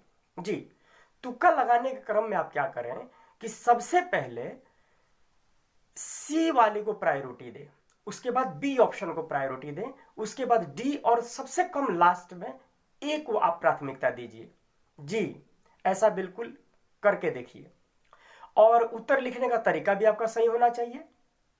हर उत्तर के बाद में क्या करें कि 1-2 लाइन की गैपिंग छोड़े कि अंतर दिखे कि यह अलग प्रश्न का उत्तर है और यह अलग प्रश्न का उत्तर है। हैंडराइटिंग आपकी स्पष्ट होनी चाहिए, क्योंकि परीक्षा में लिखते तो आप हैं लेकिन पढ़ता तो कोई और है, कॉपी तो कोई और जांच करता है। इसीलिए ऐसा लिखें कि सब पढ़ पाए और सबके समझ में आए। एक चीज और, पेन से काटने का जो तरीका होता है वो भी सही होना चाहिए। कुछ स्टूडेंट्स क्या करते हैं, बिल्कुल उसको पोंछ देते हैं स्याही, उसको ऐसा नहीं करना है। पेन से काटने का एक तरीका है, उसको 1 या 2 लाइन खींच दीजिए और आंसर जो है पॉइंट टू पॉइंट होना चाहिए। जी, और एग्जाम में आप अपना 100% दीजिए बिल्कुल, लेकिन रिजल्ट की बहुत ज्यादा चिंता नहीं करना है। बहुत परेशान रिजल्ट को लेकर के नहीं होना, क्योंकि अभी आपको एग्जाम फेस करना है, इसीलिए रिजल्ट का टेंशन नहीं लेना है। क्यों? क्योंकि एग्जाम जो होता है वो पूरी जिंदगी नहीं है। एग्जाम पूरी जिंदगी नहीं है, बल्कि जिंदगी का केवल और केवल मात्र एक हिस्सा भर है। और सफलता एक दिन में नहीं मिलती है, लेकिन यदि ठान लो तो एक दिन जरूर मिलती है। चलिए, आशा है ये टिप्स आप अपनाएंगे और यह वीडियो आपको जरूर पसंद आया होगा। आप इसको अधिक से अधिक लाइक कीजिए, कमेंट कीजिए, शेयर कीजिए और अभी तक आपने यदि इस चैनल को सब्सक्राइब नहीं किया है तो अधिक से अधिक सब्सक्राइब जरूर करें। चलिए दोस्तों, मैं अगली वीडियो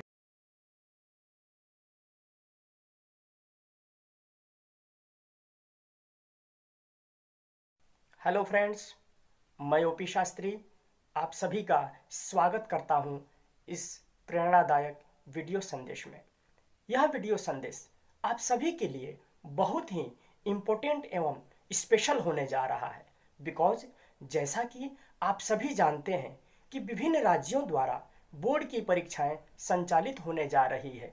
इन परीक्षाओं में लाखों नहीं बल्कि करोड़ों छात्र छात्राएं शामिल होकर के अपने विगत वर्षों में किए गए परिश्रम को सफल करने जा रहे हैं।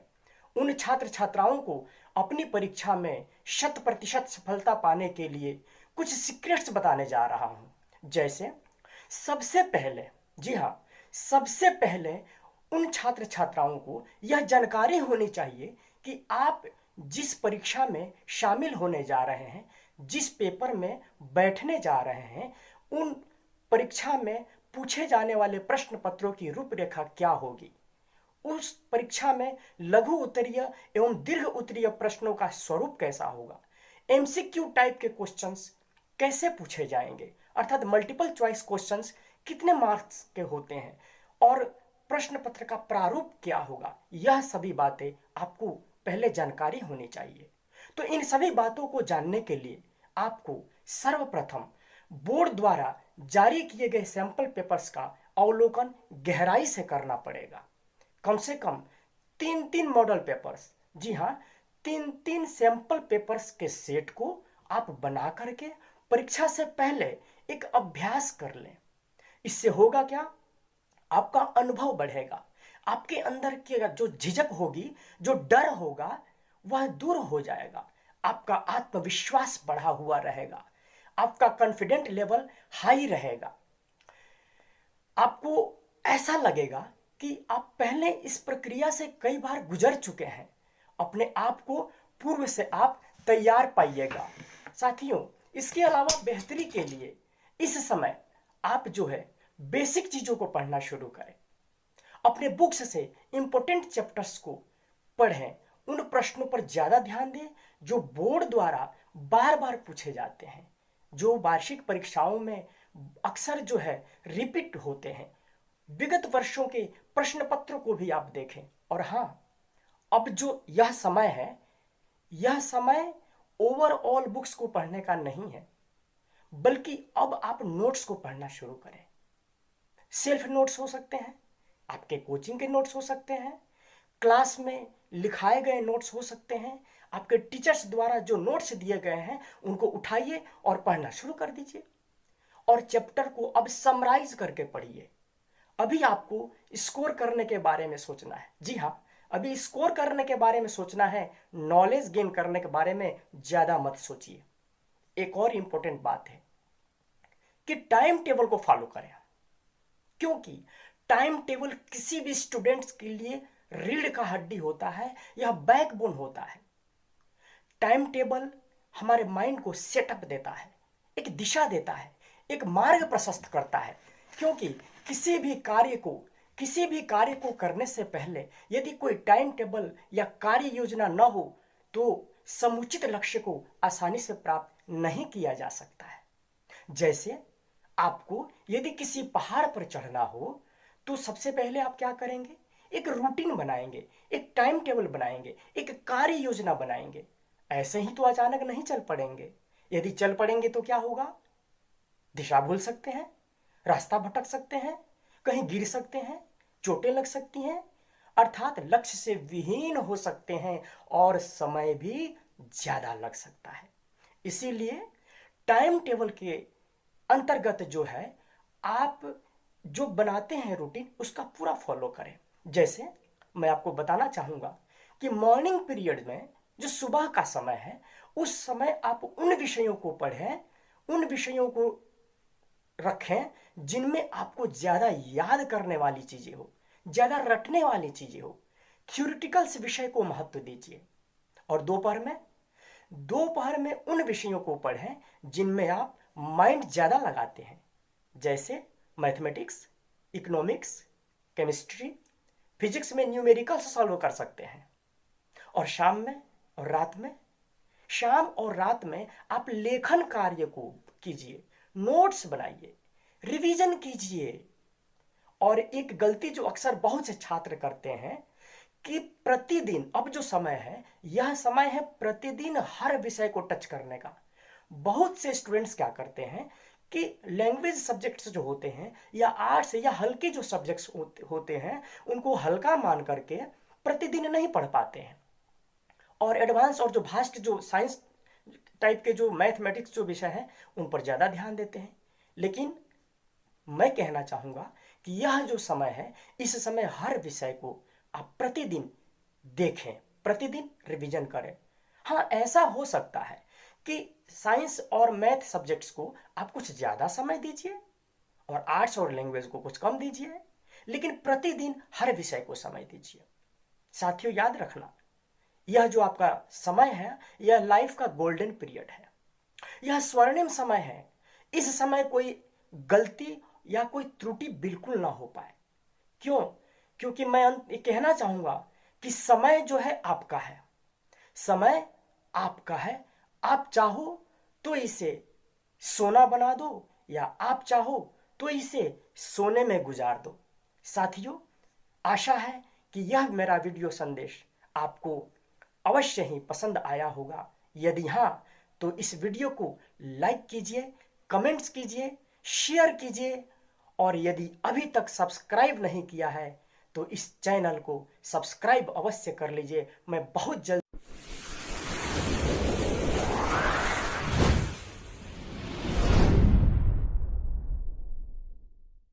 हेलो फ्रेंड्स, मैं ओपी शास्त्री आप सभी का एक बार फिर से स्वागत करता हूं अपने इस जीवन पथ यूट्यूब चैनल पर।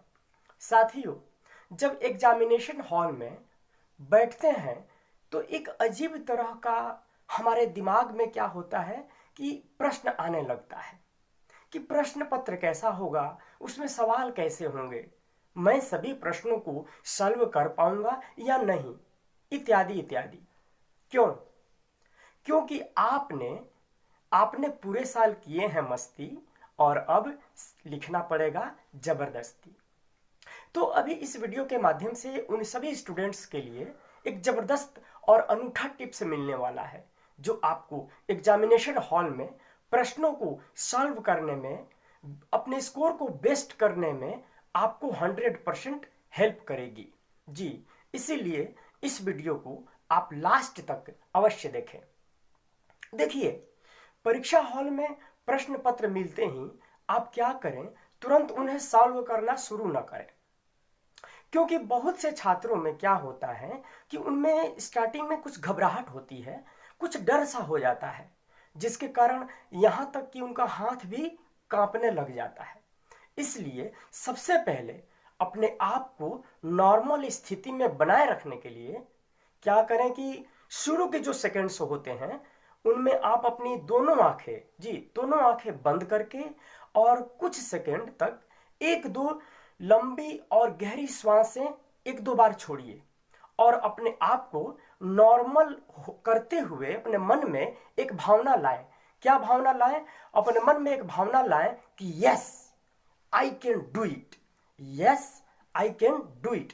ऐसे कम से कम 3 बार आप अपने मन में दोहराएं और फिर पूरे कॉन्फिडेंस के साथ में शुरू के मिनटों में प्रश्नों को पढ़ना शुरू करें। और उनमें से जो प्रश्न आपको बहुत अच्छी तरह से याद हैं, जो आपको बहुत अच्छी तरह से आते हैं, उन प्रश्नों पर कुछ निशान लगा लें और फिर आगे की तरफ बढ़ें। यदि मान लें कि आपको 30 प्रश्न में से 25 प्रश्न ही आते हैं और 5 नहीं ठीक से आते हैं, तो आप क्या करें कि सबसे पहले उन 25 प्रश्नों को सॉल्व करें और उत्तर लिखते समय उन पर अपना ध्यान केंद्रित करें।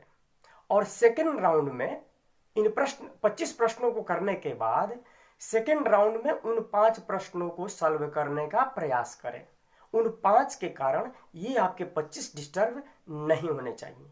जी, एक बात और ध्यान रखने वाली एक बात यह है कि जो भी प्रश्न आपको ठीक से नहीं आता है उन्हें आप छोड़ेंगे बिल्कुल भी नहीं। जी, बहुत से स्टूडेंट्स ये गलती करते हैं। उन्हें भी उन प्रश्नों को क्या करें, अपने अनुभव, अपने समझ, अपने विवेक और प्रसंग के अनुसार उसको सॉल्व करने का प्रयास करना है। जो संभवतः एग्जैक्ट आंसर तो नहीं होगा लेकिन रिलेटेड जरूर होगा। जैसा कि आप सभी जानते हैं कि बोर्ड के परीक्षाओं में क्या होता है कि नेगेटिव मार्क्स तो होते नहीं हैं, और यदि सॉल्व नहीं करेंगे तो क्या होगा, उनसे मिलने वाले अंक भी आपको बिल्कुल प्राप्त नहीं होंगे। और यदि कुछ जवाब लिखेंगे तो अवश्य कुछ न कुछ अंक प्राप्त होने की संभावना आपकी बिल्कुल बढ़ जाएगी। जी हाँ, लेकिन ऐसे प्रश्नों को सॉल्व करते समय, उनका उत्तर देते समय उस प्रश्न के क्या करें, शब्दों पर अपनी समझ बढ़ाएं, क्योंकि उसके आंसर तो आपको आते ही नहीं है और वो जिस प्रसंग के अनुसार पूछे गए हैं उसी पर अपनी समझ को बना करके उसी आधार पर आप उत्तर देना शुरू करें। ऐसा करने से यह भी हो सकता है कि आपने उसका सटीक आंसर ही लिख दिया हो जो बिल्कुल सही हो, ऐसा हो सकता है। एक चीज और, जो ऑब्जेक्टिव क्वेश्चंस होते हैं, जो एमसीक्यू टाइप के क्वेश्चंस होते हैं, मल्टी लेवल चॉइस क्वेश्चन जो होते हैं, उन प्रश्नों में क्या करें कि जिनके आंसर बिल्कुल भी नहीं आते हैं उनको भी बिल्कुल ना छोड़ें। उनके लिए आप क्या करें कि एक तुक्का लगाइए। जी, तुक्का लगाने के क्रम में आप क्या करें कि सबसे पहले सी वाले को प्रायोरिटी दें, उसके बाद बी ऑप्शन को प्रायोरिटी दें, उसके बाद डी और सबसे कम लास्ट में ए को आप प्राथमिकता दीजिए। जी, ऐसा बिल्कुल करके देखिए। और उत्तर लिखने का तरीका भी आपका सही होना चाहिए। हर उत्तर के बाद में क्या करें कि एक दो लाइन की गैपिंग छोड़े कि अंतर दिखे कि यह अलग प्रश्न का उत्तर है और यह अलग प्रश्न का उत्तर है। हैंडराइटिंग आपकी स्पष्ट होनी चाहिए, क्योंकि परीक्षा में लिखते तो आप हैं लेकिन पढ़ता तो कोई और है, कॉपी तो कोई और जांच करता है। इसीलिए ऐसा लिखें कि सब पढ़ पाए और सबके समझ में आए। एक चीज और, पेन से काटने का जो तरीका होता है वो भी सही होना चाहिए। कुछ स्टूडेंट्स क्या करते हैं, बिल्कुल उसको पोंछ देते हैं स्याही, उसको ऐसा नहीं करना है। पेन से काटने का तरीका है, उसको एक या दो लाइन खींच दीजिए और आंसर जो है पॉइंट टू पॉइंट होना चाहिए। जी, और एग्जाम में आप अपना 100% दीजिए बिल्कुल, लेकिन रिजल्ट की बहुत ज्यादा चिंता नहीं करना है। बहुत परेशान रिजल्ट को लेकर के नहीं होना, क्योंकि अभी आपको एग्जाम फेस करना है, इसीलिए रिजल्ट का टेंशन नहीं लेना है। क्यों? क्योंकि एग्जाम जो होता है वो पूरी जिंदगी नहीं है। एग्जाम पूरी जिंदगी नहीं है, बल्कि जिंदगी का केवल और केवल मात्र एक हिस्सा भर है। और सफलता एक दिन में नहीं मिलती है, लेकिन यदि ठान लो तो एक दिन जरूर मिलती है। चलिए, आशा है ये टिप्स आप अपनाएंगे और यह वीडियो आपको जरूर पसंद आया होगा। आप इसको अधिक से अधिक लाइक कीजिए, कमेंट कीजिए, शेयर कीजिए और अभी तक आपने यदि इस चैनल को सब्सक्राइब नहीं किया है तो अधिक से अधिक सब्सक्राइब जरूर करें। चलिए दोस्तों, मैं अगली वीडियो में बहुत जल्दी कुछ टिप्स के साथ, कुछ मार्गदर्शन के साथ मैं आपके साथ फिर उपस्थित होने जा रहा हूं। तब तक के लिए thank you very much and take care. Bye bye.